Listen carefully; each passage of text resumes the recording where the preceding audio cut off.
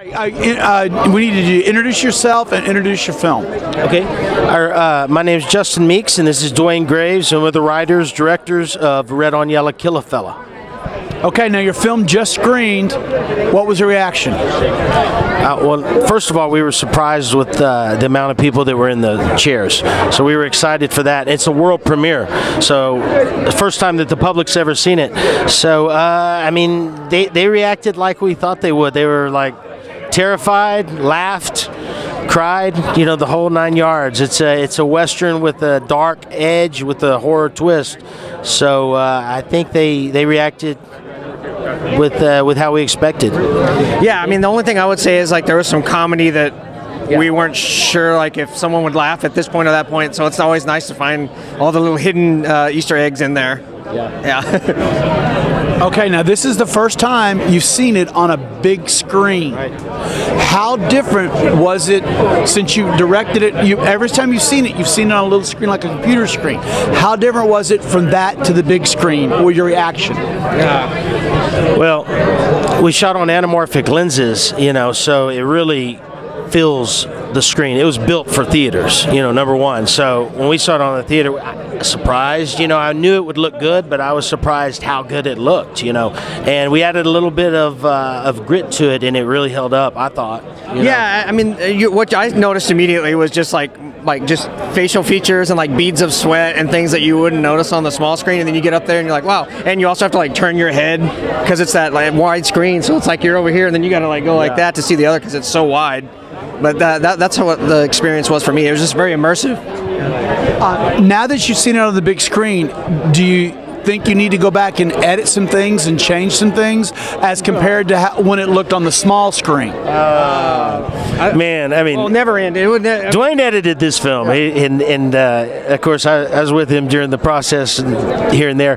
But you know, we had, oh gosh, you're opening a whole new can of worms because it's been about a year since we've just been cutting down this film. Yeah. When we filmed this thing, we actually had extra footage, so we took whole scenes out. You know. Yeah, and that's new for us. We always had not enough, and so we were scrambling to get it long enough. So we actually, this is the first time we had ample stuff. So I would say if I was allowed to re-edit and cut, I would never be done. So to answer your question, I'm done. This is movies. Whatever flaws or whatever it has, it has, and traits it has, and whatever it doesn't have, it doesn't have. And I love it either way. Yeah, I think we said. Okay, so what is when you write a film, you see it in your mind. When you make a film, it becomes a whole different animal. It's always been said that the film is in three parts: when you write it, when you shoot it, and when you edit it. Sure. How different was the writing of it to the editing of it in your mind? Right. Well, you know, yeah, it's like a painting or any sort of piece of art. You know, as you go, you have a different product that you have to work from to the next product, you know. And when we wrote, we had a long time after we wrote this script to really go over it and kind of narrow down and work with it, maybe a little too much. But so we had maybe a little longer than normal pre-production, and then the production, you know, I mean, you're dealing with all the elements, you know, of the weather from camera breaking down, et cetera, so that's always there.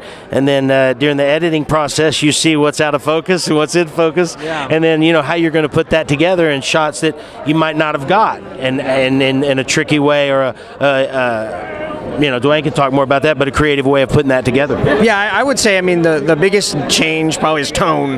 Yeah, like you never know quite where you're going to land in the tone, like especially with this film because it's horror and it's also Western. It's got a little comedy, so we're all over the map when we're shooting. So we're like, is it going to be more like is it going to be funnier or scarier? You don't know, and then that's really where the editing comes in. So you can kind of wrangle it in the direction you want. So I would say the biggest difference between the three processes for us was just tone and finding the balance between horror and, you know, traditional Western. But and I just wanted to comment on what you said. You know, it's like, from an indie standpoint, you never have enough money, right? But what you do have is usually a lot of time.